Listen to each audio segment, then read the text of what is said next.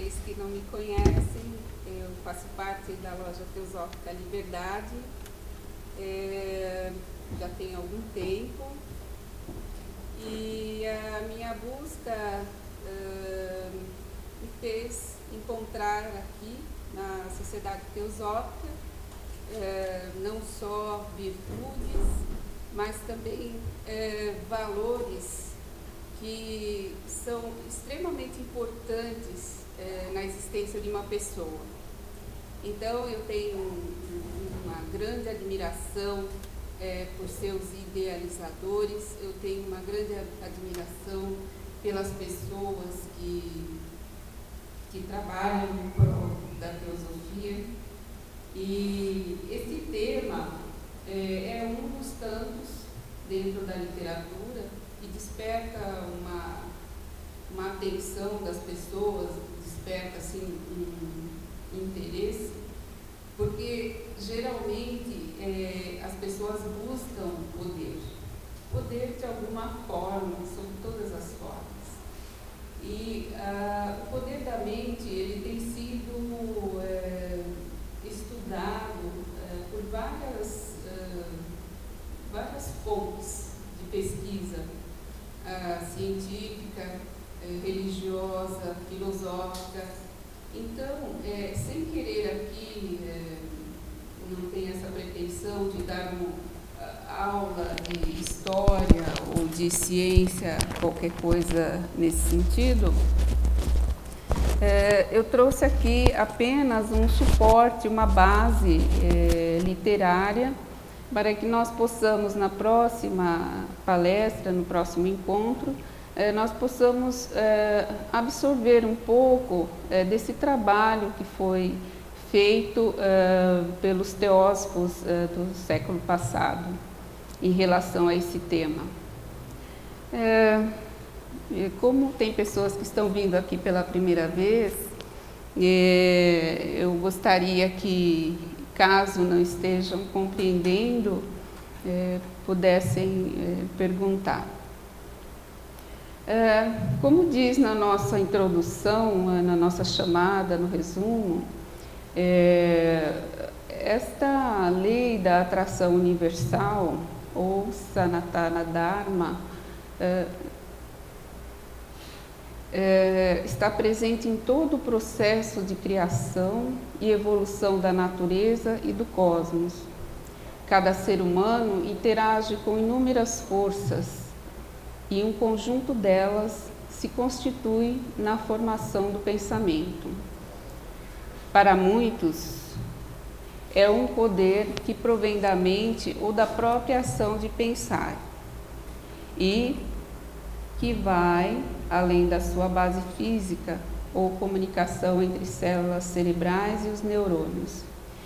E a pergunta é: poderíamos avançar na senda conhecendo essa lei? Então, avançar na senda significa aprender o suficiente para poder caminhar com os próprios pés. Porque na teosofia nós não temos assim a pretensão de criar caminhos. O nosso caminho também não é determinado. A nossa vida, ela precisa ser esmiuçada, ela precisa ser entendida a partir do coração e a partir de uma certa intelectualidade também. Então, nós temos que gerar em nós essa capacidade de buscar, de procurar.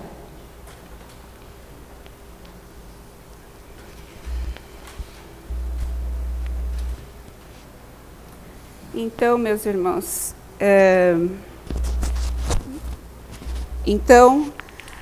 o que é que nós viemos buscar aqui enquanto estamos procurando despertar em nós os poderes da mente e, de alguma forma, a gente tentar verificar se isso vale para a nossa busca. então, os poderes da mente e sua influência na formação dos pensamentos, nessa parte 1, nós vamos apresentar umas teorias que dizem respeito em cada parte, né? Ciência, filosofia, tá muito quente. E eu não... Só para cá, os meninos? Tá lá, tá Muito calor. Mas eu vou me ajeitando. Então, essas teorias que eu vou passar para vocês, elas têm essa intenção.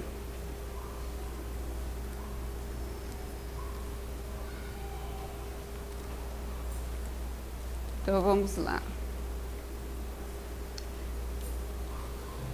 Então, essa lei da atração universal, ou Sanatana Dharma, significa ordem universal.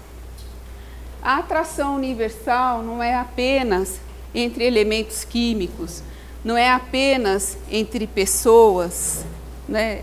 Essa atração é uma espécie de força, é uma força que consegue constituir e estruturar elementos. Então, o que é que nós podemos esperar dessa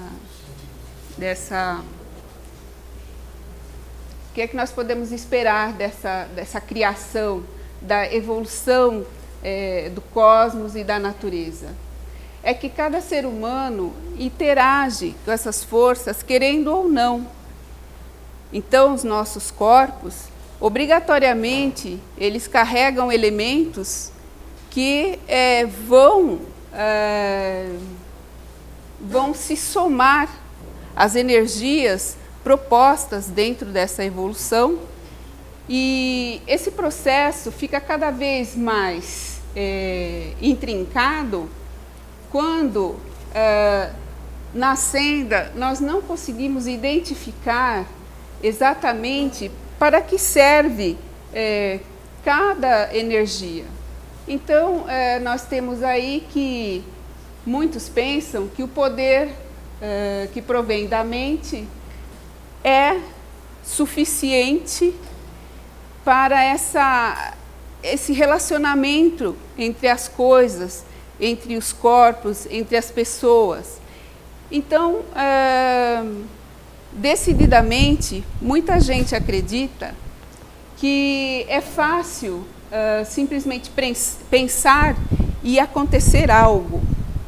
Mas para que esse algo aconteça, necessariamente é preciso mover algo, forças, energias, impulsos. E, de toda forma, a nossa existência ela é muito pouco conhecida, não sabemos de onde viemos, não sabemos para onde vamos. E muita gente criou algum tipo de ideia a respeito.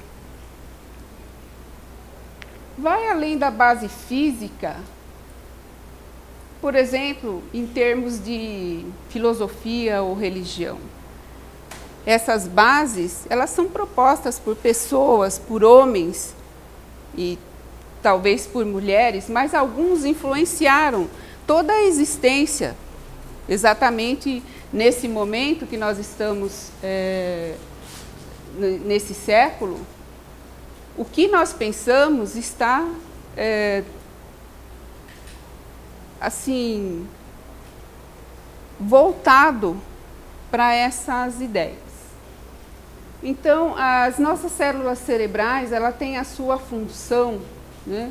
Existem N células, N tipo de células, e os neurônios são as conexões que fazem com que o nosso sistema todo exista, né? Então, nosso corpo, ele depende completamente desse sistema para avançar, né? A nossa musculatura, todas as propriedades do nosso corpo, praticamente para funcionar, depende de um sistema nervoso intacto, um sistema nervoso capaz de direcionamento.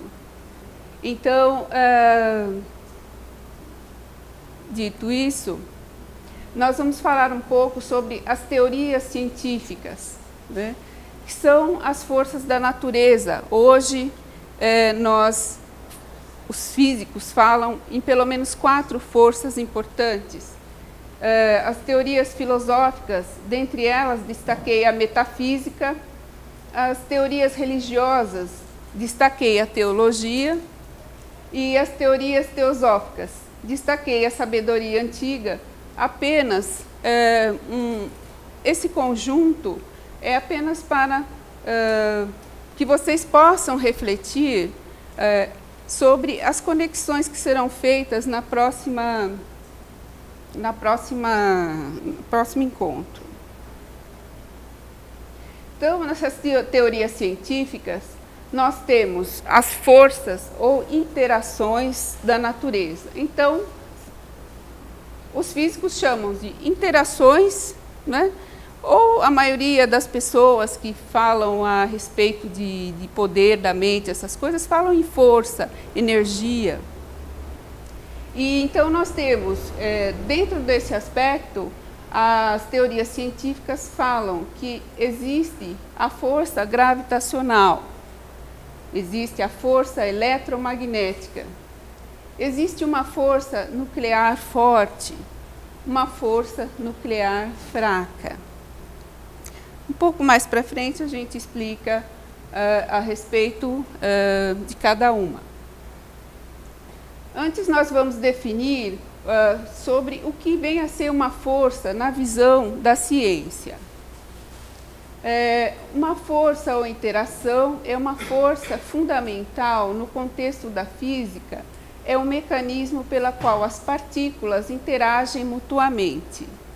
Cada fenômeno físico observado, desde uma colisão de galáxias até quarks agitando-se dentro de um próton, pode ser explicado por essas interações. E força, então, é um substantivo feminino que pode significar poder, energia, impulso.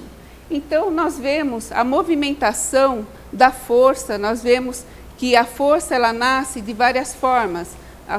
Uma força física, uma força mecânica, uma força química, mas todas elas têm uma origem, um nascimento. E a força da mente, ela tem uma estrutura invisível para nós, porque quando nós pensamos, nós fazemos combinações de ideias. E essas ideias que combinadas formam o pensamento, eles acabam sendo originam criações. E essas criações, elas estão fadadas ao sucesso ou ao insucesso, né? Dependendo da movimentação de outros tipos de energias que nós desconhecemos. Porque, na verdade, dentro do ocultismo, a questão de pensar, ela é bastante misteriosa, porque os mestres, eles não pensam desnecessariamente. Uma vez que eles estejam impulsionados a resolver algo no mundo físico, esse pensamento ele é suficiente para a solução daquela causa, daquele problema, ou para dar uma resposta. Mas depois é silêncio absoluto. E vejam bem vocês que nós não deixamos de pensar, talvez um minuto. Há pessoas que não conseguem silenciar de modo algum. O tagarelar na mente da pessoa é um fato. Tanto é que a demanda de pessoas que têm problemas mentais ou psicológicos é muito grande. Porque porque a mente, alguns dizem, estou com a mente cansada, mas a mente talvez não se canse, não é? Mas esse sobrecarregamento da psique e da mente, ela produz uma ação no corpo físico bastante indesejável. E nós não conhecemos como o mecanismo disso pode ser afrouxado, ou então como esse mecanismo pode ser resolvido, porque esse cansaço, essa energia que nós geramos, elas provocam uma série de coisas em cadeia, não só no nosso ambiente, mas também fora do nosso ambiente. Então, de forma muito misteriosa, o poder da mente é o fator básico da criação. E essa criação, para nós, ela já está efetivamente gerada assim aos nossos olhos. Nós olhamos o planeta, olhamos os reinos, olhamos tudo o que há no cosmos e nós percebemos que nós não podemos, talvez, criar naquele nível, mas podemos criar num determinado nível. E o foco do nosso assunto é entender, do ponto de vista teosófico, o que vem a ser a mente. A mente, de acordo com a teosofia, ela não é algo indefinido ou imóvel. A mente tem uma estrutura, ela tem um veículo. E esse veículo que possui o poder. Então, o poder está no espírito, não é? Vamos definir assim, o poder está no espírito. Mas para o espírito se manifestar, é necessário um veículo. É por isso que a teosofia dá tanto valor e também ela utiliza nos seus ensinamentos esse conhecimento a respeito dos veículos, porque cada veículo tem um poder. E, na verdade, esse poder, ele é só sinérgico ou ele é só capaz de integração com a natureza, com os outros seres, com o universo, se o espírito poder se deslocar de um para o outro. Então, dentro desse conhecimento, os tibetanos são bem pontuais nisso. Eles explicam que os veículos, inclusive o corpo físico, eles são presos como que por uma bainha. Então, é como uma costura. Você pega um tecido e depois dobra o tecido e costura. E, então, eles vão ficar bem juntos. Então, tudo que afeta um veículo promove uma turbulência, uma influência no outro veículo. E para a ciência, a mente ela é não é uma substância, mas é algo que o seu resultado, ou seja, o ato de pensar, de raciocinar, de produzir algo mentalmente, é gerado pelos neurônios, pelas conexões que são feitas no cérebro. E muita coisa ainda está em estudo, mas se já notou que as partes do cérebro, isso são experiências de laboratório, as partes do cérebro, elas são vistas sendo acionadas, funcionando, à medida que a pessoa, por exemplo, pratica assim, um ato cerebral, por exemplo.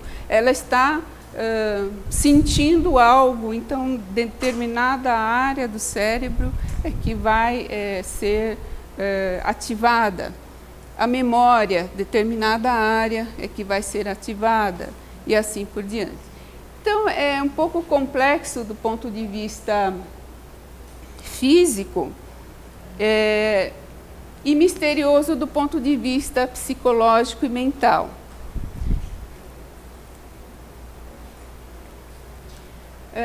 Então, voltando à existência de força na natureza, vamos falar um pouco sobre a força ou interação gravitacional. Então, a gravidade é tida como a mais fraca das interações, ou forças, né? Mas esta é a interação que tem o mais longo alcance.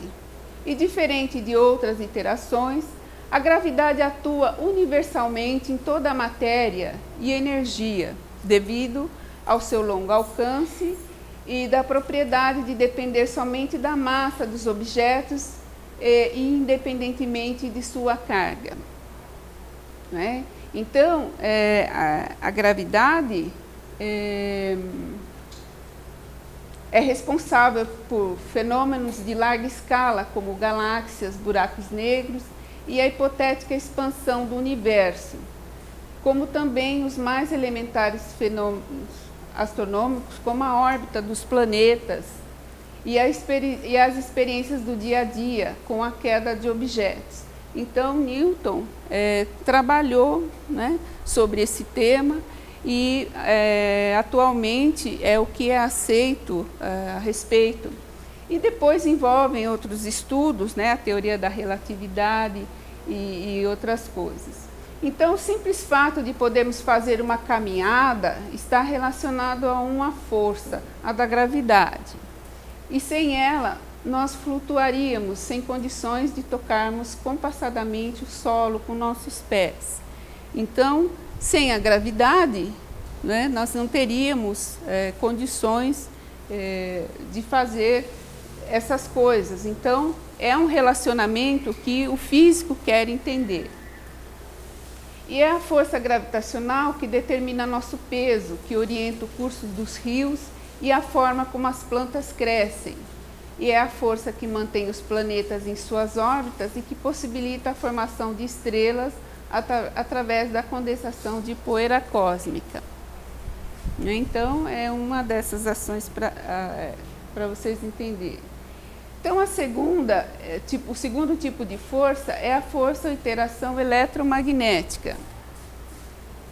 E é ela que rege o comportamento entre as cargas elétricas, determinando a força atrativa entre cargas de sinais contrários e a força repulsiva entre cargas de mesmo sinal.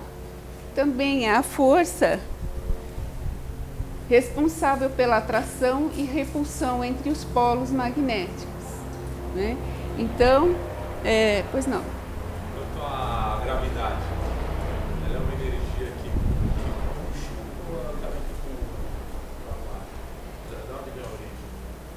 Então, os cientistas desejam descobrir, né?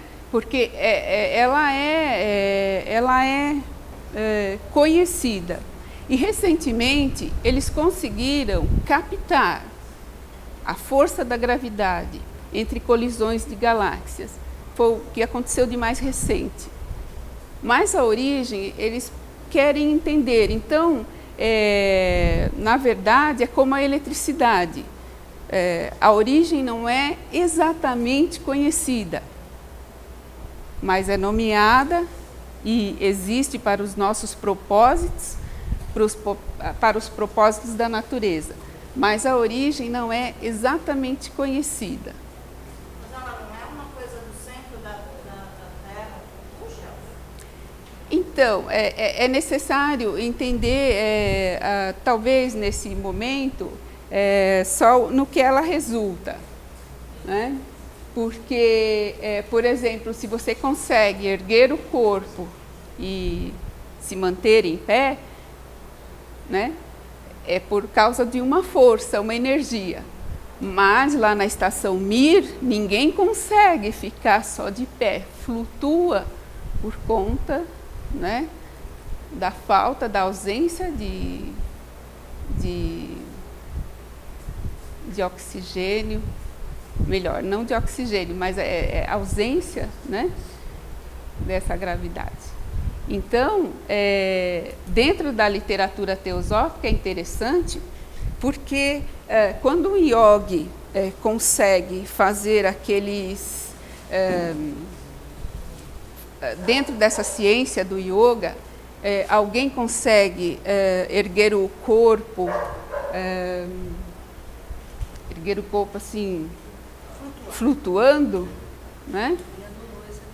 Então, que tipo de energia está sendo usada? Será que alguém conseguiu entender isso? Né?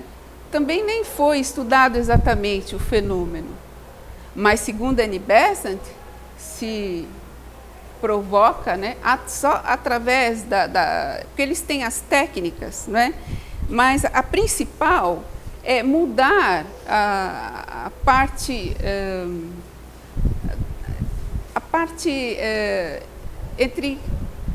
na parte de termodinâmica, vamos dizer assim, na estrutura do corpo, que vai mudar praticamente a parte molecular. E é uma coisa ininteligível, mas o corpo ele vai flutuar pela criação da mesma coisa que acontece no espaço. Então, por uma certa hora, a gravidade ela some e aí é possível erguer o corpo, só pela vontade do yogi. Né? Então, a ideia dessa palestra é essa, é mostrar alguns fatos que compõem esse conhecimento e que, no caso da ciência, ela é tratada naturalmente só dentro do campo experimental, que são os laboratórios, né? Mas os yogis, os pesquisadores ocultistas, mesmo não utilizando a mesma linguagem científica, eles têm um conhecimento e conhecem a natureza daquela ação e por que ela acontece. Respondi a pergunta?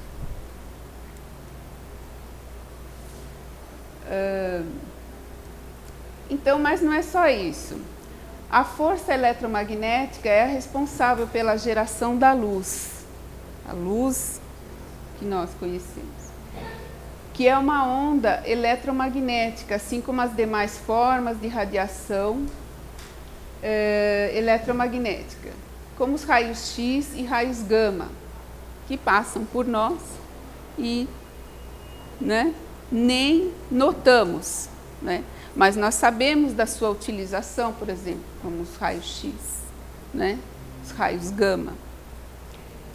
Também graças à força eletromagnética que a matéria, de uma maneira geral, parece ser tão compacta, porque as distâncias, na verdade, entre as estruturas atômicas é tão grande que para nós é difícil entendermos como essa coisa poderia ser conhecida, né? Então, na realidade, as distâncias relativas entre as partículas que compõem a matéria são muito grandes. E depois vem a força ou interação nuclear forte, que é chamada... O terceiro tipo de força é chamada de força nuclear forte e é uma força de curto alcance que mantém coesos os prótons em um núcleo de átomo. Caso ela não existisse, não seria possível a existência da matéria como nós a conhecemos.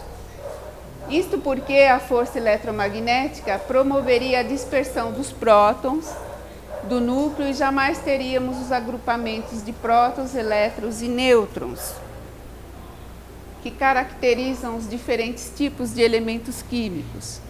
Então, essa força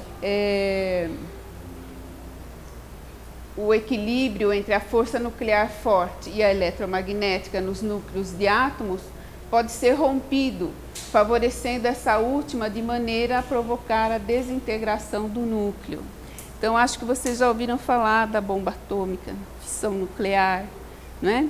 Então, nesse nível, vejam bem, o propósito dos homens em conhecer a natureza, às vezes nos trazem uma série de problemas que, em relação ao aspecto do conhecimento do núcleo, muita coisa está acontecendo aos nossos olhos, né?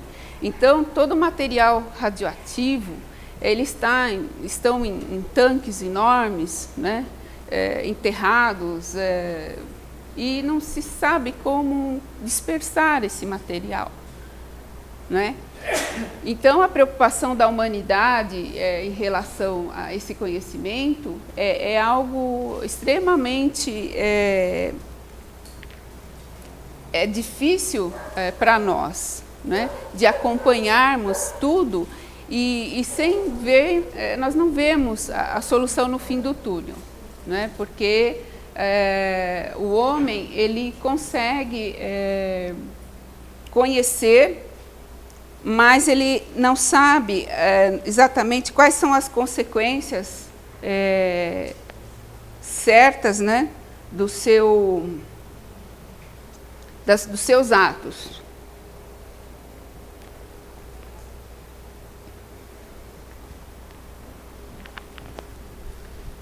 E depois nós temos a força ou interação nuclear fraca. Esse quarto tipo é chamado de força nuclear fraca e é a força responsável pela radioatividade, que é uma propriedade de alguns tipos de núcleos de emitirem partículas ou radiação eletromagnética. Então, vocês já ouviram falar que muitos pesquisadores, inclusive a que fez a descoberta, Marie Curie, né, acabou sofrendo de câncer, né? Então, vocês sabem que a radiação, ela incomoda as células biológicas, né? Então, muita coisa pode acontecer nesse nível.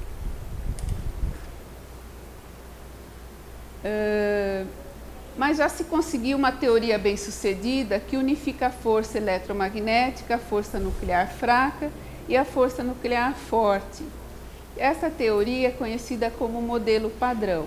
Então, os físicos, eles querem se encaminhar para uma unificação desse conhecimento teórico e, nesse momento, a proposta deles é encontrar, do ponto de vista experimental,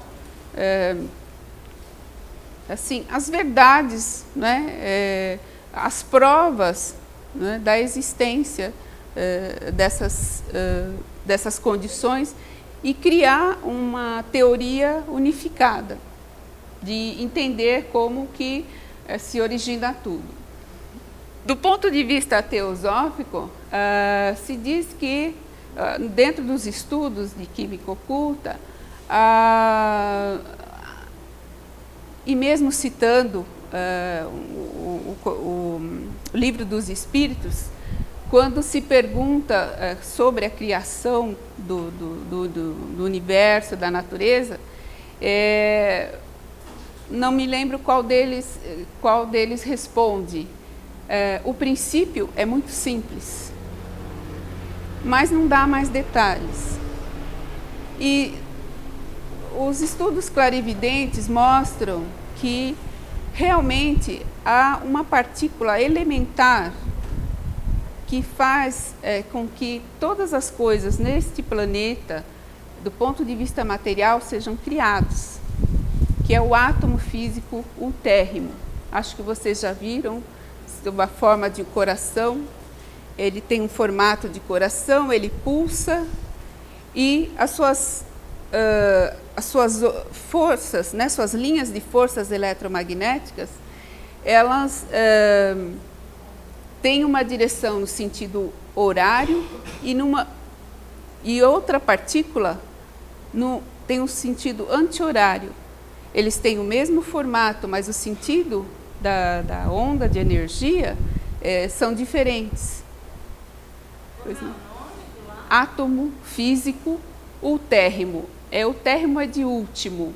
É a última partícula que pode ser encontrada dentro das milhares de combinações químicas e moleculares dentro da existência desse planeta.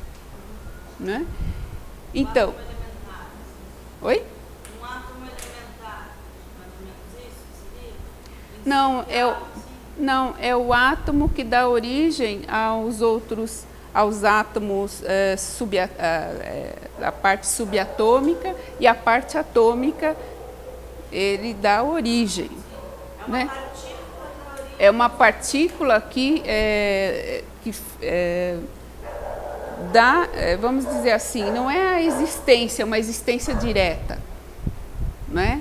Dentro do livro Fundamentos de Teosofia, vocês vão conhecer o formato, por exemplo, do lítio. Ele tem um determinado formato, o seu número de átomos físicos, ultérrimos, né? E as suas linhas de força. Mas o homem nunca viu um átomo de lítio. Mas, recentemente, o estudo de nanotecnologia mostra, pelo menos, uma base, alguns pontos sobre a forma dos átomos. Por exemplo, o átomo de ouro, não sei se vocês já viram uma placa com o formato dos átomos de ouro. É extremamente lindo. Né? Então, aí o homem já está vendo uma parte do que vem a ser o átomo. Mas o mundo subatômico, o mundo atômico, ele não é visto. Se conhecem os comportamentos das partículas, se utilizam os elementos químicos que são gerados a partir das estruturas, das combinações, mas não se viram ainda as partículas exatamente. Então, esse estudo da teosofia, ele é interessante, embora há críticas naturalmente, né, porque há pessoas, por exemplo, que se deram ao trabalho de fazer um julgamento sobre esse trabalho. Né? Existe até na internet. Então, é uma pessoa que é versado em física, em química, né? E então contesta alguns valores desse trabalho, mas isso não desautoriza, não é? Porque a teosofia ela é praticada por investigadores ocultistas. Então, esses ocultistas, eles têm uma linha de pensamento e direcionamento. Então, o mestre Kuthumi fala que quando as doutrinas dos mestres de sabedoria estiverem acessíveis às massas, aí então estará na hora de que as provas sejam dadas às pessoas da existência do mundo invisível. Oi? O átomo ultérrimo não é da ciência, né? Isso é um assunto mais teosófico, né? Isso é. Então, as partículas dentro da área científica, elas recebem outros nomes, quarks, né? Mesons, né?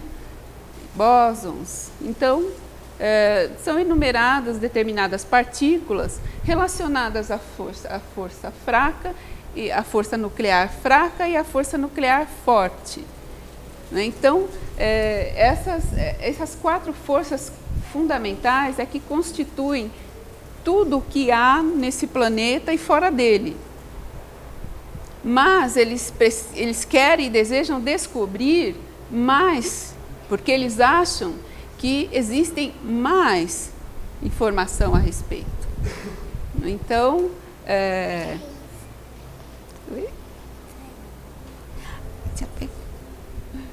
Então, nós vamos falar um pouquinho sobre as teorias filosóficas que eu destaco a metafísica. Dentre as teorias filosóficas, muita coisa já se falou e muita coisa já se pensou. E para nós, buscadores, às vezes até é difícil fazer um estudo preciso sobre a nossa existência, sobre a existência das coisas, sobre a nossa mente, a nossa psique, porque muito tem se estudado. E aí, para juntar tudo aquilo, integrar o conhecimento, destacar esse ou aquele aspecto, entender exatamente do que está sendo falado, para aplicar na nossa vida, para aplicar na nossa rotina, às vezes parece extremamente difícil, porque, na verdade, o homem, ele acompanha as ideias de outros homens. Quantos de vocês aqui criaram uma ideia e conseguiram traduzir isso para alguém e que esse alguém acompanhe você nessa ideia sistematicamente? Não é? Quantos de vocês conseguem fazer isso? Mas alguns homens fizeram e influenciaram toda uma geração. E aí os pesquisadores dizem, olha, segundo tal pessoa, segundo qual pessoa, e assim vai. E nós, como carneirinhos, nós vamos seguindo. Já dentro da escola teosófica, isso não faz parte da nossa realidade, porque o buscador ele é livre para pensar, ele é livre para encontrar respostas. Não que ele vá desprezar o conhecimento existente, não. Ele precisa justamente utilizar o conhecimento existente para fazer comparações. E através dessas comparações, que nós chamamos de analogia, chegar a uma verdade, algo para si próprio. Muita gente não gosta disso, porque gosta, na verdade, de seguir o que alguém fala. Isso parece ser mais interessante. Então, quando nós falamos de poderes da mente, se você encontrar um guru ou encontrar alguém que resolva os seus problemas, que resolva as questões da sua vida, você vai seguir. Você vai seguir porque é importante para você, é importante sob todas as formas. Mas será que algum dia você parou para pensar que, segundo o ditado chinês, em vida nos distinguimos, mas na morte somos todos iguais? Que um dia você não vai ter mais nenhum tipo de alça, nenhum tipo de suporte? Será que você pensou sobre isso?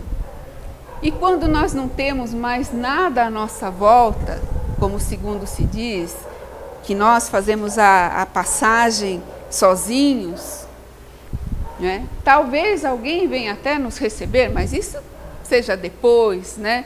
Venha nos receber no além. Não sei se vocês assistiram o filme sobre isso, né? Que mostra um pouquinho sobre o que é o mundo além, né? Depois da morte, né? Do André Luiz, né? Não sei se vocês assistiram. Mas o fato é que há muito mistério para nós ainda. Então, essa seletividade do trabalho teosófico, ele é interessante porque traz autoconfiança, ele traz uma liberdade importante de que você vai fazer a escolha suficiente para a sua vida, inclusive espiritual. Porque o que vem a ser espírito? O que vem a ser espiritual? Algo assim que alguém falou, né? Então, dentro da metafísica, ela nasce em algum momento, claro, entre pessoas que já estavam interessados em descobrir como funciona a natureza. Então, essa metafísica é a parte mais central da filosofia que busca o princípio e as causas fundamentais de tudo. Então, tratam de questões que, em geral, não podem ser confirmadas pela experiência direta.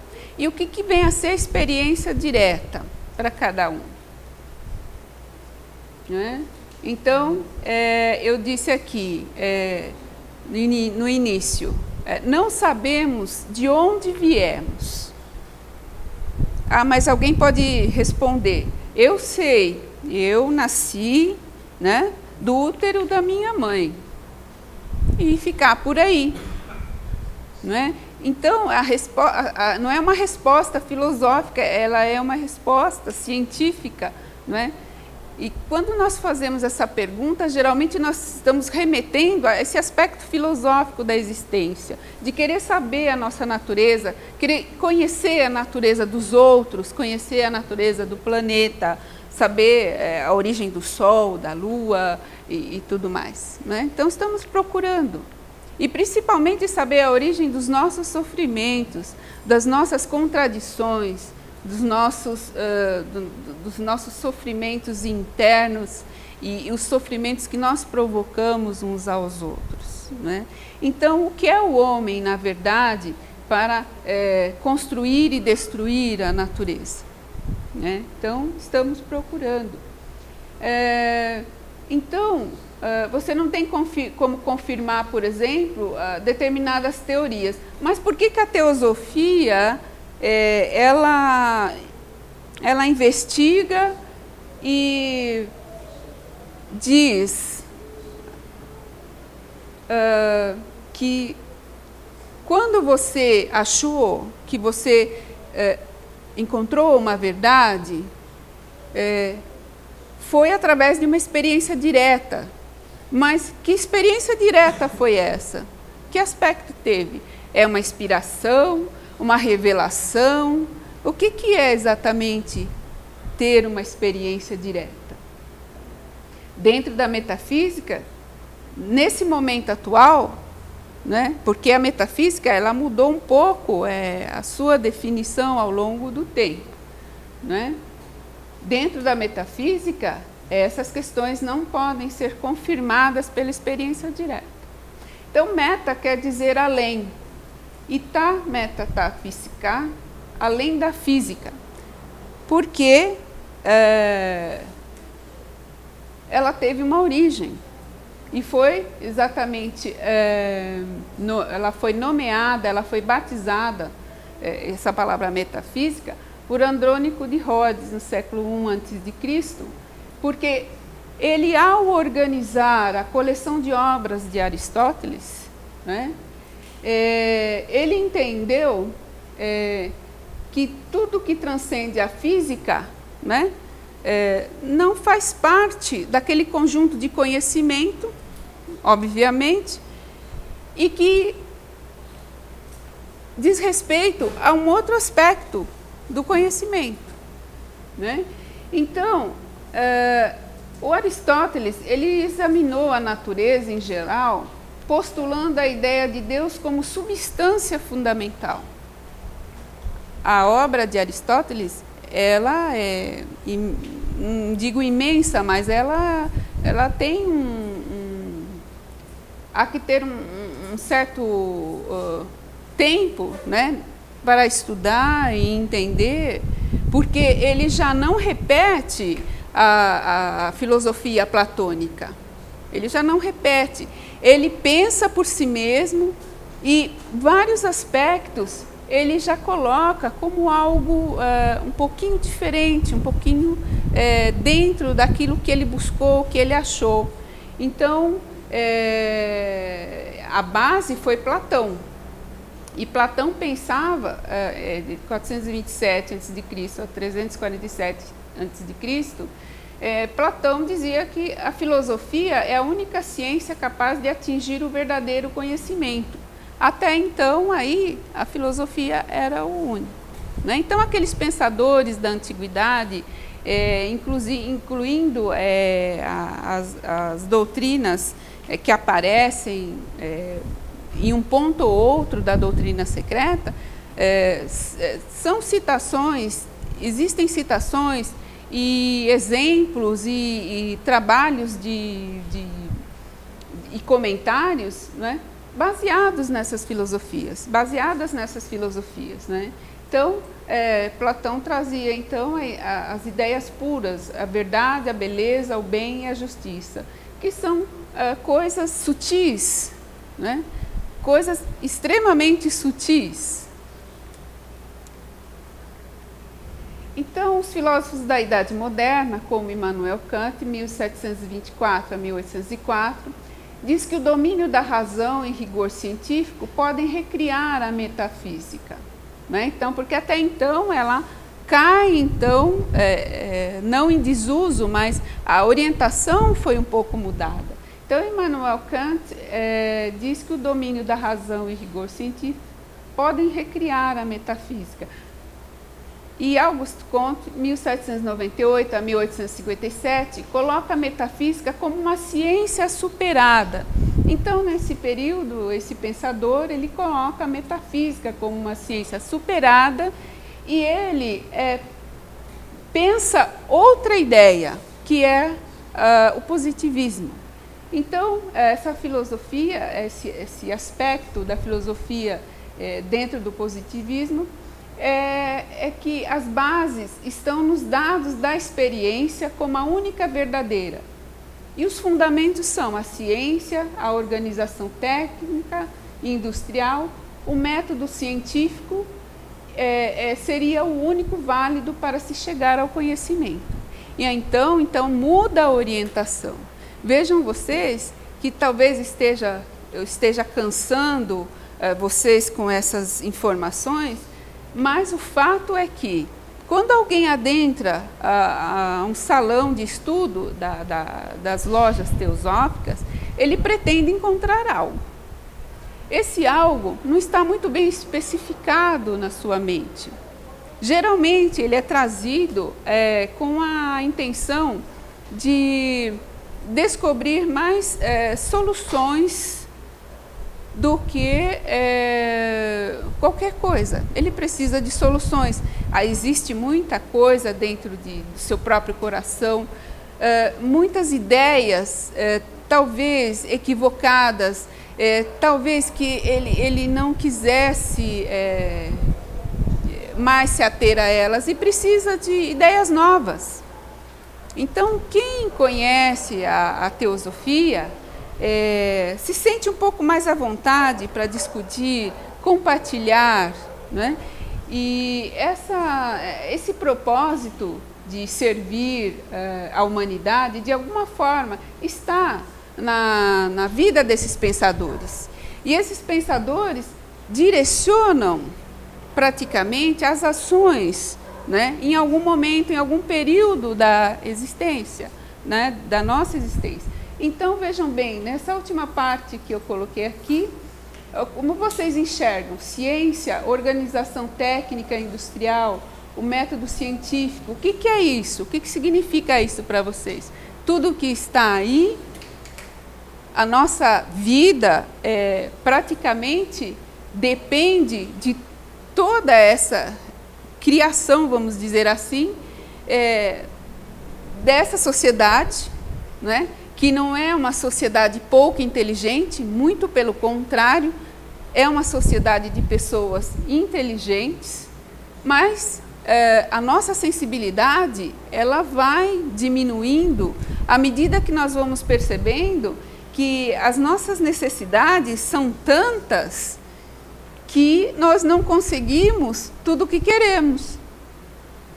E aí então nos voltamos para um outro lado. Aí nós voltamos, talvez, para uma filosofia, para uma religião, e nós vamos embora. Né? Então, muito há que se conhecer. E, por exemplo, quem conhece o yoga, conhece a autoajuda, conhece ciências assim, vamos dizer assim, não digo primitivas, mas ciências dos povos, né? Ciências, por exemplo, dos povos da terra, dos indígenas e assim por diante. Muita gente está mudando de vida, justamente procurando uma vida mais simples, né?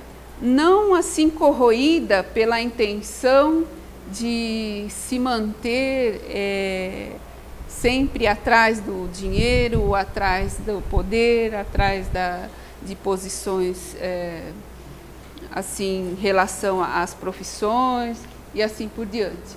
Então, essa ideia que o método científico é o único válido para se chegar ao conhecimento é que faz com que muitas pessoas acabem travando a sua vida espiritual, porque o método científico, não sei se vocês já leram René Descartes, mas esse método, ele tem a intenção de organizar a mente.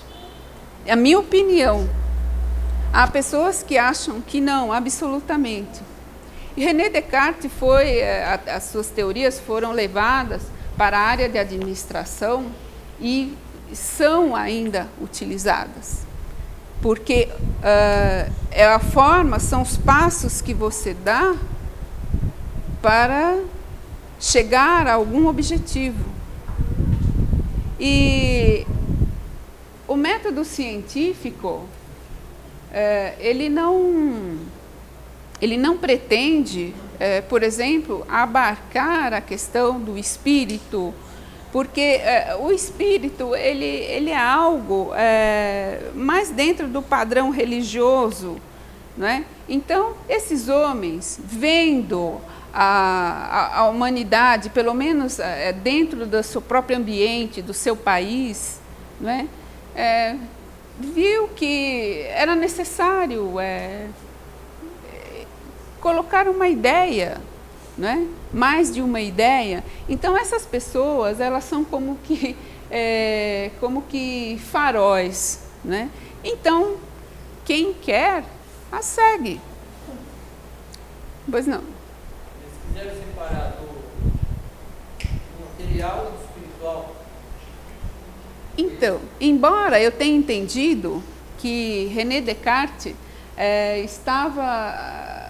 não estava descartando a possibilidade da questão interior, não com essas palavras, interior, espírito, não, mas a forma como ele escreveu esse trabalho, eu entendi que ele pretendia colocar o homem dentro de uma qualidade de existência melhor, porque o homem, ao organizar a sua própria mente, ele poderia viver melhor, e, pelo menos chegar a um equilíbrio, né? Professor, Oi. Descartes fez as abscissas, né? Também ele era um excelente matemático, e é isso que achei muito interessante, porque o homem matemático que fazia a sua pesquisa, né, dentro de parâmetros matemáticos, pesquisador mesmo, e o outro lado, o filósofo, tentando conduzir uma pesquisa a ponto não de descobrir o que era o homem, mas conduzir ao homem a uma organização pessoal, a uma organização que vamos dizer assim, mental, né? Porque o sistema que ele colocou, depois, uma vez utilizado na área de administração, diz respeito aos passos que você dá para obter precisão, para você obter organização, para você conseguir planejar as coisas. Ou seja, Entende? o trabalho dele foi fundamental nesse sentido, né? Dele para cá ajudou bastante a ciência, no sentido da pesquisa, no sentido do cálculo, né? Não é desprezível. E, como a senhora falou, ajuda a organizar a mente, porque essa coisa de dividir em quatro cria dois hemisférios, né? Para cima e para baixo. para a esquerda e para a direita, isso para a nossa mente, nesse processo que a humanidade está passando de desde para cá, ajuda bastante a ciência e a todos nós. Você vê que todas as pesquisas são feitas usando esse gráfico, né? Então, a gente precisa entender que ele não quis dizer que estava trazendo um conhecimento que superava todos os anteriores, mas é mais um passo no nosso processo de entender como pensar.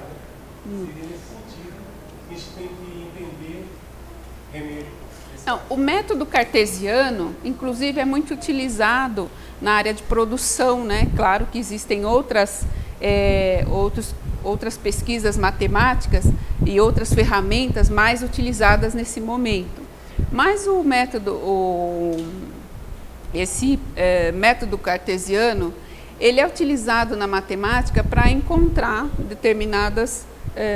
determinado resultado em relação a produtos, né? Muito usado, é uma coisa muito simples. E não diz respeito ao homem nesse sentido que você está colocando, assim, é como se um processo mágico, da maneira como você está colocando, que isso afetaria um hemisfério e outro. Entende? Porque uma linha é X, outra linha é Y. Então, muita gente fala assim, a visão cartesiana de René Descartes. A visão cartesiana de René Descartes, mas esse produto, esse modelo cartesiano, ele diz respeito à matemática pura. O modelo que ele criou, não posso dizer que é um modelo, eram apenas sugestões para que o homem pensasse de forma original, ele foi levado para a área de administração. Aliás, praticamente quase tudo de René Descartes é utilizado na área de administração, produção e tecnologia, além das ferramentas mais sofisticadas que existem hoje. Então, eu acho que a confusão é bastante grande nesse sentido, porque a visão cartesiana de Descartes não é essa. Pelo menos não foi a que eu aprendi, não foi a que eu li. Entende? Ele queria organizar, de certa forma, que, aliás, quem utilizar, organiza a própria mente.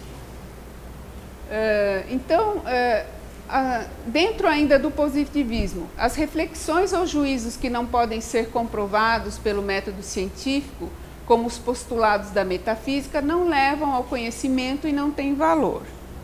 Então, voltando aqui, Auguste Comte diz isso, que a metafísica como ciência está superada.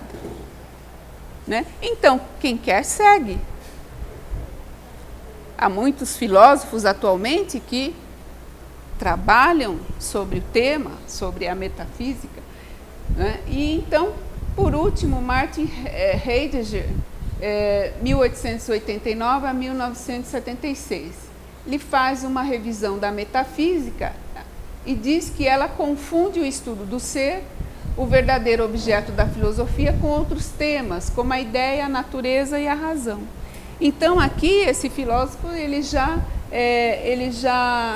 muda o foco, enquanto que Comte pensa mais em termos de ação na sociedade.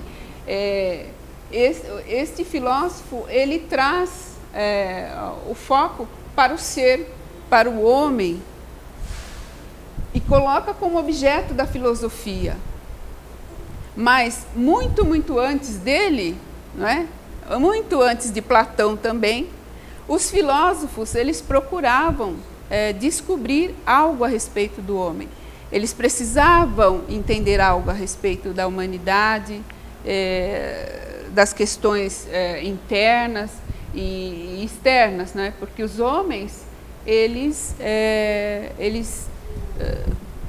têm uma visão do mundo, às vezes muito contraditória, aliás, na verdade, na maioria das vezes contraditória.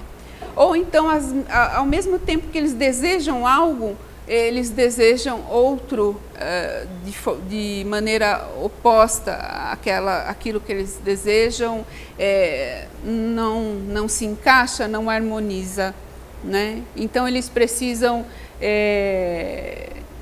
ao mesmo tempo que amam, odeiam, é todo um trabalho que a gente tem que fazer para entender a questão da existência humana, das ações humanas. Oi? No slide anterior, ali o Heidegger está dizendo assim, ele faz uma revisão da metafísica e diz que ela confunde o estudo do ser, o verdadeiro objeto da filosofia, com outros temas como a ideia, a natureza e a razão. Talvez ele tenha um pouco de razão se nós que estudamos esoterismo, nós entendemos que tem o nível da personalidade e depois os demais níveis. Como ele só enxerga o nível da personalidade, nesse nível talvez ele tenha razão. A gente que consegue enxergar os outros níveis, a gente entende que até o próprio estudo do ser, que é o ser aí que está falando, tem mais a ver com o ser psicológico que o ser que nós aqui na filosofia e todos que estudam esoterismo sabem que o ser é muito além do que esse os psicólogos estudam, que vai muito além. Então, quando tem esse entendimento, a gente entende que ele tem até razão no nível da personalidade. Né? Aí cai nisso que o senhor acabou de falar, que ele se confunde muito, porque está tudo tanto no nível da personalidade que realmente acaba desenvolvendo isso. Então, imagine você se Heidegger ouvisse, ou não sei se ele chegou a ler, sobre a doutrina secreta ou sobre os temas teosóficos. Exato. Escandalizaria. Né? Porque o homem ele está completamente interdependente da natureza e do cosmos. Esse é o aspecto. Não estão separados. Né? Oi? As pessoas têm essa percepção. A pessoa hoje ela leva a sua vida no dia a dia corriqueiro. São poucas pessoas que têm esse nível de chegar, essa interação com a natureza. Né? Por exemplo, o Robson ficou quantos anos numa ilha. Para ele sobreviver ali, ele teve que usar alguma coisa religiosa da filosofia para não ficar doido, para não morrer. Entendeu? Então, a teosofia é algo que nasce assim da filosofia, não diria uma filosofia, mas é algo que vem com as idades, porque ela é a base de todas as religiões e filosofias, não é? Então, pelo menos é assim que é entendida.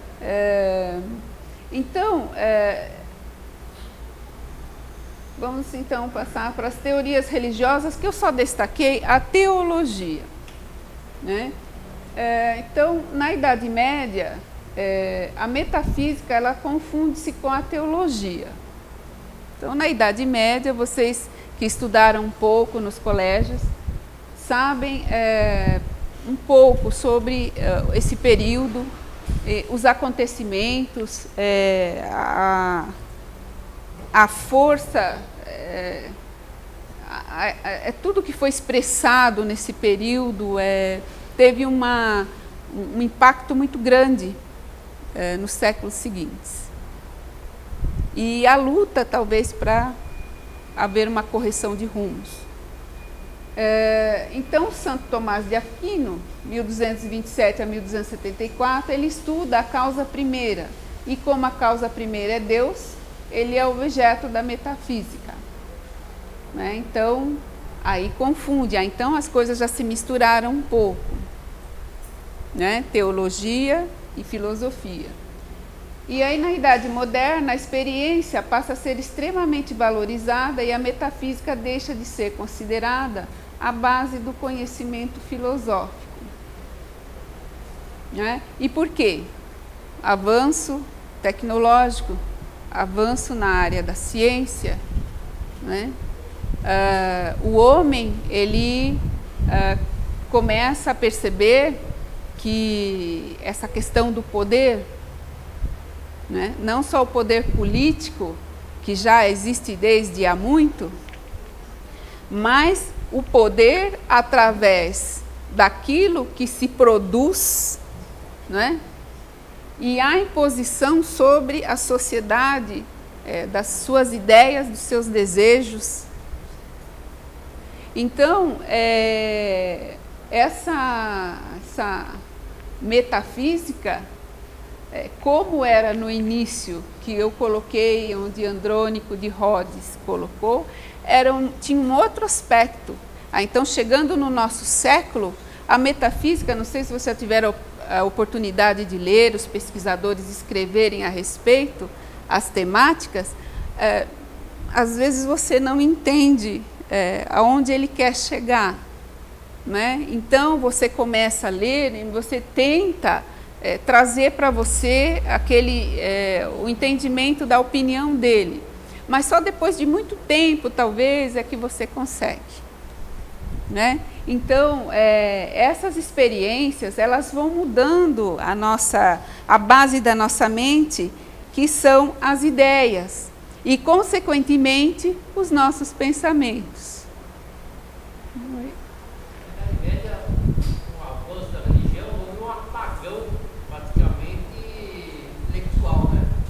Intelectual. E por quê? Né? E por quê?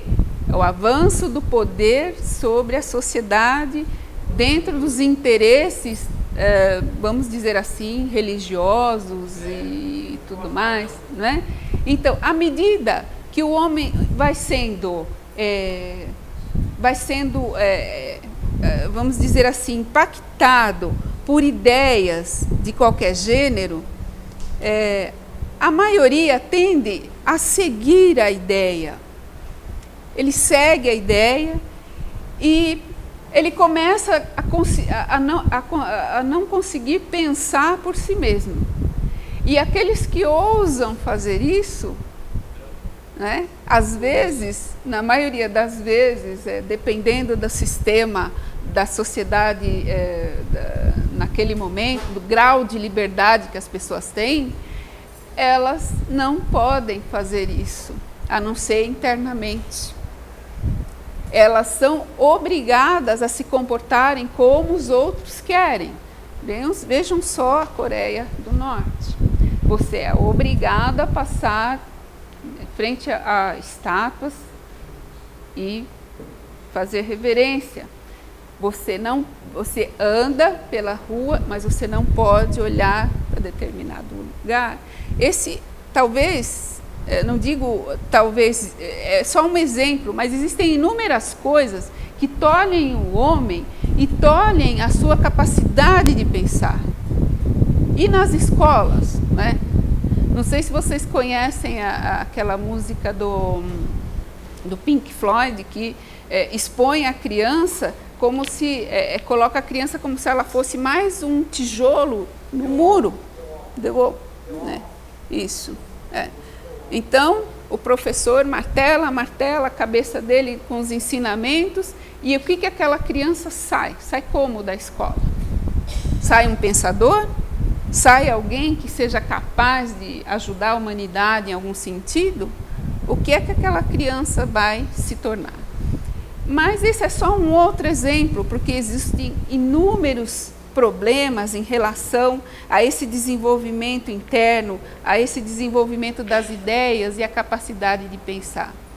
Então, que poder um homem ou uma mulher, em qualquer grau de, vamos dizer assim, de liberdade, considerando a sociedade que ele vive e tudo mais, qual o poder que o homem tem, através da sua mente, poder gerar algo que seja útil na humanidade?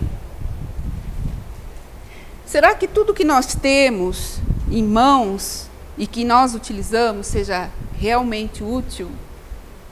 Para nós, talvez sim, a nossa qualidade de vida melhorou muito, né? Infelizmente, nesses tempos de crise, aqui no Brasil, parece que essa qualidade aos poucos está caindo, né?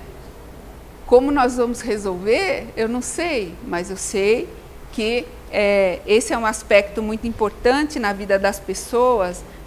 Nós precisamos chegar a algum lugar. E nós só chegamos a algum lugar quando nós temos capacidade de participar ativamente das decisões em relação à nossa vida. Então, a única forma de nós conseguirmos agir de uma maneira, vamos dizer assim, equilibrada, é nós conseguirmos pensar com equilíbrio e a qualidade das nossas ideias ter algum padrão. Então, as pessoas que pensam, por exemplo, que podem fazer determinadas crueldades com as pessoas, se juntam em grupos para destruir a humanidade de alguma maneira, da mesma forma como existem esses grupos, existem outros grupos que tentam fazer a parte da construção. Mas, dentro de um aspecto e outro, a pessoa precisa ter equilíbrio, porque senão ela enlouquece. As pessoas atualmente elas são muito cobradas, elas têm necessidades inúmeras, aquelas então que possuem famílias e possuem filhos, elas têm uma necessidade muito grande de ter que dar conta de tudo, né? Então, pois não. Mas isso que você está falando não tem a ver com criatividade, na verdade, assim, porque você ter essa liberdade de pensar de uma forma diferente tem a ver com a criatividade. Você tem um problema, seja ele qual for, pequeno, grande, do dia a dia ou da humanidade, e você vai buscar uma solução de acordo com o seu repertório. E essa solução é uma forma de criatividade, na realidade. Não é? Então, mas a solução, mesmo que ela seja criativa ou não, ela parte de uma ideia. Sim. Mas essa Né? ideia não tem a ver com o repertório, não é disso? Então, cada pessoa aqui tem uma bagagem. Cada pessoa nesta sala leu determinados livros, assistiu determinadas palestras, conversou com determinadas pessoas, com determinados professores, se desenvolveu num certo nível. E aquelas que, por exemplo, conseguem ouvir e dar a oportunidade de falar, elas conseguem se comunicar, né? Então, a mente, ela gera algo que é além do pensamento, que é a interação, é o relacionamento entre todos os seres, e essa interação, ela gera forças. Então, os Rosa Cruzes dizem, um pensamento é algo, esse algo é o quê? Né? Pode ser criado qualquer coisa. E quando escapa do nosso controle esses pensamentos, aí você diz aquilo que não queria, aí alguém fez aquilo que não queria. Por quê? Como é que se chegou àquela ação? Pelo poder da mente? É o que você gera quando você pensa? O que é esse ato de pensar? São forças? Muita gente acha, não, o meu pensamento ele é influenciado pelos espíritos, o meu pensamento é influenciado, né, pelos elementais. Dentro do ocultismo tem muita coisa que a gente vai comentar na próxima palestra, que aí no caso vai ser mais, a base vai ser mais sobre o ocultismo mesmo, a próxima palestra, entende? Então, nesta, eu gostaria apenas de prepará-los para a ideia de que onde nós estamos, né? Oi. Eu só queria fazer uma colocação com relação ao nosso colega que estava falando que a Idade Média foi uma idade que ficou escura, né? Um apagão intelectual. Ele estava comentando que o crescimento da religião fez isso. A gente precisa ir um pouco mais profundo na história e lembrar que não foi necessariamente a religião que fez isso. Foi uma ditadura religiosa que fez aquilo. Então, o papado, a Igreja Católica Apostólica Romana, naquele momento, tomou o poder. Virou uma ditadura. Ai de quem decidisse ter uma linha de raciocínio, uma corrente de conhecimento que não fosse deles. Aí era perseguido. Então, não é a religião que fez aquilo. Porque antes daquilo tinha muitas religiões. Tanto é que não é a quantidade de religiões que é a religião. é uma ditadura que elimina as outras e ela quer ficar no poder e decidir. O que nós estamos vendo hoje é o mundo islâmico. Tem muita gente defendendo eles e ainda ficando de cara feia dos Estados Unidos. A gente precisa tomar cuidado com isso. E isso em isso tudo. é uma ditadura que gera esse tipo de coisa. Agora, quando não tem ditadura, um pode ser contra o outro, não tem problema, fica todo mundo no seu direito de se expor, mesmo que ainda esteja errado. O que eu faço errado não é o mal. Exatamente. O mal é a ditadura onde ninguém pode se manifestar no seu mundo. Esse é o nosso grande perigo. Então, na Idade Média, houve esse apagão por causa disso. Tomemos cuidado para que não haja um apagão agora, onde está tendo no mundo islâmico. Então, e isso é em tudo. Quando há a pressão sobre a sociedade ou sobre o indivíduo, a capacidade de raciocínio, a capacidade de pensar, ela diminui pelo medo, ela diminui pela ação na psique, né? E então, o que acontece? As forças que nós estamos querendo aqui descobrir, entender qual é esse poder, elas avançam. Mas essas forças seriam quais? Seria uma mente poderosa? Seriam o que exatamente? Uma mente? Várias mentes? Né? Seres? Que tipo de força? A mentirosa. Né? Então, vamos caminhando para o fim. Então, a experiência religiosa ou a experiência mística é uma experiência subjetiva, ou seja, é uma coisa que acontece na pessoa, dentro da pessoa, é o aspecto que ela está vendo, é a opinião dela, em que um indivíduo tem um encontro ou uma união com uma entidade divina, ou ter tido contato com uma realidade transcendental. Muitas tradições religiosas e místicas veem a experiência religiosa como encontro direto com Deus, deuses ou contato com outras realidades. Então, essa idade moderna, ela congrega muita coisa da filosofia, ela congrega muita coisa de religião e muita coisa de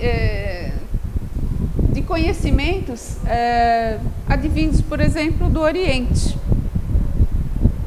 Né? Então, essa visão oriental das coisas, elas falam em deuses, falam no aspecto deífico, a questão de Deus.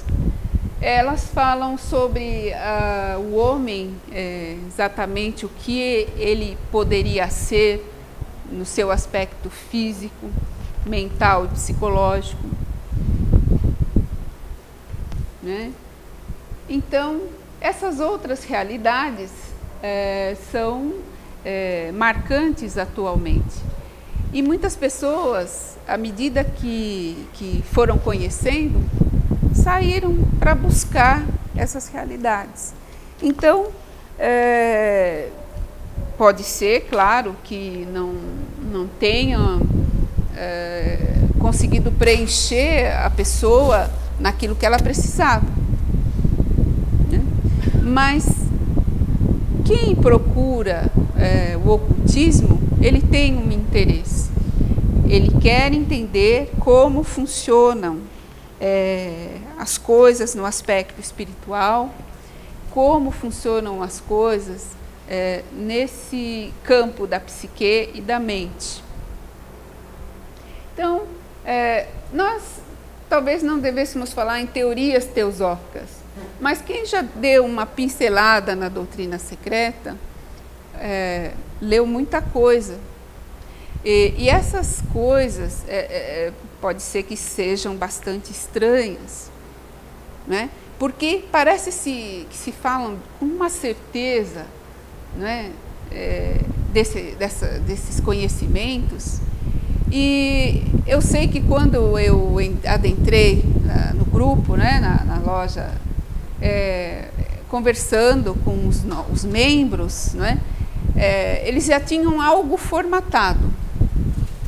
E eu achava muito interessante porque eles nunca falavam de experiências místicas, nunca falavam de experiências pessoais, sobre clarividência, sobre clareaudiência, Eles nunca falaram. Agora, já diferentemente do grupo de outras doutrinas, que falam abertamente certas coisas, conhecem, inclusive, pelo menos afirmam, conhecerem suas vidas passadas. Alguns, por exemplo, se utilizam de capacidades para a cura. Né? A hipnose seria uma parte mais, né, não seria assim bem mística, né, porque envolve a ciência de certa forma, né? Mas eu notei isso, que primeiro eles buscam o estudo para entender o próprio corpo mesmo, e se utilizam da ciência para entender e fazer comparações, como eu disse, em relação a esses aspectos novos. E não é uma ciência ou uma filosofia ou algo novo. Essa sabedoria, ela vem de há muito. Então, o termo teosofia, vamos lá, as teorias teosóficas da sabedoria antiga. A teosofia significa sabedoria dos deuses ou sabedoria universal. Esta sabedoria é a verdade interna, oculta e espiritual, que sustenta todas as formas externas da religião e seu pensamento. Fundamental é a crença de que o universo é, em sua essência, espiritual, que o homem é um ser espiritual em estado de evolução e desenvolvimento, e que a humanidade pode progredir na via da evolução através do exercício físico, mental e espiritual adequados, fazendo-a desenvolver as faculdades e os poderes que a tornarão capaz de ultrapassar o véu externo do que é chamado de matéria e passar a ter relações conscientes com a realidade fundamental. Então, eu grifo aqui, desenvolver as faculdades e os poderes que a tornarão capaz de ultrapassar o véu externo do que é chamado de matéria. Então, o objeto da teosofia é o estudo do mundo invisível, que nós vamos mostrar na próxima palestra, alguns aspectos desse conhecimento que vem praticamente do Oriente. Né? Então, a informação que vocês têm a respeito da teosofia, ela foi compilada, ela foi comentada pelos teósofos do século passado, e alguns livretinhos, como por exemplo os livros básicos, trazem assim um pequeno apanhado do que seria. Então, não sei se vocês têm alguma pergunta, alguma colocação. Vieram buscar os poderes da mente e a influência, né, sobre os pensamentos. Professor, só queria pôr mais uma colocação, que quando eu citei o nome da Igreja Católica Apostólica Romana, eu não estou dizendo que é uma instituição que não preste ou que deve ser combatida, não. É atualmente uma boa e bela instituição, que eu respeito muito bom, por sinal. Agora, o que torna perigoso é quando uma só, seja católica, seja alguma igreja protestante, evangélica, ou seja alguma religião, mesmo que for muito esotérica, que dominar e passar a ser uma ditadura, isso vai passar a ser mal. Então, o papado teve a sua fase maligna, porque chegou a este ponto, tomou o poder e virou uma ditadura. Eu não estou dizendo que a Igreja Católica Apostólica Romana é um mal, né, e que a teosofia está dizendo isso. Não quero nem dizer que eu estou dizendo isso, nem muito menos que a sociedade teosófica ou a teosofia fale isso. Ao contrário, nós respeitamos elas, e a humanidade, a Europa, o mundo ocidental, deve muito à Igreja Católica e ainda continua devendo, porque fez e faz um trabalho maravilhoso. Agora, precisa ter espaço para todas as religiões, todas as correntes de conhecimento, todas as correntes esotéricas. Precisa ter espaço para, mesmo que os materialistas, os ateus, precisa ter espaço. O nosso colega que vem aqui, que é ateu declarado, né, seu Osmiro Wilson, que está faltando esses dias, mas tem espaço aqui para todo mundo, e o meu entendimento, e posso dizer também que eu entendi da sociedade teosófica, que está no nosso lema ali da sociedade, não há religião superior à verdade, ou seja, a própria teosofia não se considera a verdade, ela apenas é mais uma corrente desse grande conhecimento que é o todo, que é o próprio divino, o próprio Deus, né, que é o todo, né, o próprio absoluto. Nós somos apenas partes, assim como os seres humanos também, cada um de nós somos uma parte da humanidade, a humanidade é todos nós. Né? Então, agradeço, de nada, eu agradeço o seu comentário, só gostaria de acrescentar que a questão do poder nesse sentido, o domínio das massas, o domínio da mente das pessoas, o domínio do comportamento das pessoas, isto é feito dentro dos padrões da psicologia, porque a psicologia, ela estuda o comportamento humano há algum tempo e são muito refinadas suas ferramentas. O marketing utiliza muito, o governo utiliza muito. Então, as pessoas não têm condições de perceber, porque essas ferramentas, elas não são conhecidas. Os livros de psicologia que se vendem, só vem informação a respeito de determinadas coisas. As ferramentas só são conhecidas pelos psicólogos e eles utilizam nos consultórios conosco. E o governo usa os seus grupos, entende? Então, o ser humano já foi completamente desenhado e conhecido pela psicologia. Eles conhecem a forma como as pessoas reagem, e isso há algum tempo. E eles conseguem prever o que você vai dizer e o que você vai fazer. Por quê? Porque essas ferramentas, elas provocam esse tipo de comportamento. Então, como não ser um robô? Como deixar essa vida mecânica, mesmo sem conhecer tudo o que acontece ao nosso redor e que é um mistério para nós? Somos pessoas normais, mas nós não temos domínio do futuro, né? Mas nós podemos ter o domínio da nossa mente. Exercemos o poder do nosso espírito sobre a nossa mente, não é? Pois não. Eu entendo assim, por exemplo, na teosofia, eu falo teosofia, não a sociedade teosófica. Teosofia é outra, pode seguir essa teosofia, sem ser a sociedade teosófica. E a teosofia, ela busca o mundo invisível. Não é influenciado pelo mundo invisível, como certas correntes espirituais acham que o mundo invisível funciona assim.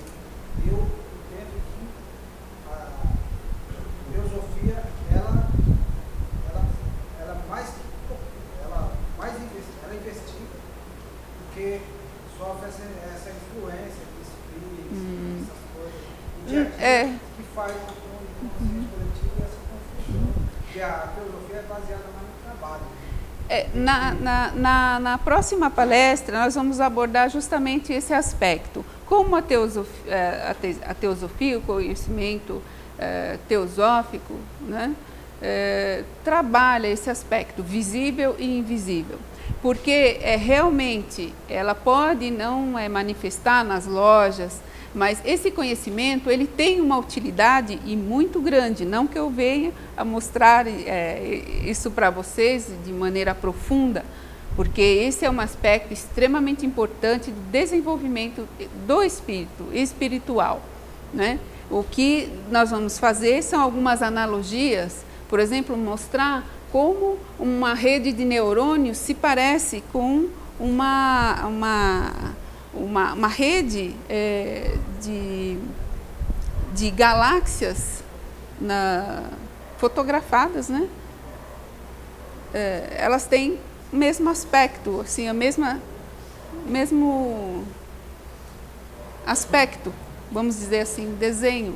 Claro que a sua finalidade é diferente, mas por analogias nós vamos tentar mostrar algumas coisas, a parte física, né? e falar alguma coisa a respeito da parte ocultista, baseado mesmo nos ensinamentos da doutrina secreta e alguns conhecimentos dos teósofos do século XIX. Ok? Então, agradeço a todos, muito obrigada, viu, pela atenção. Obrigada a você. Okay?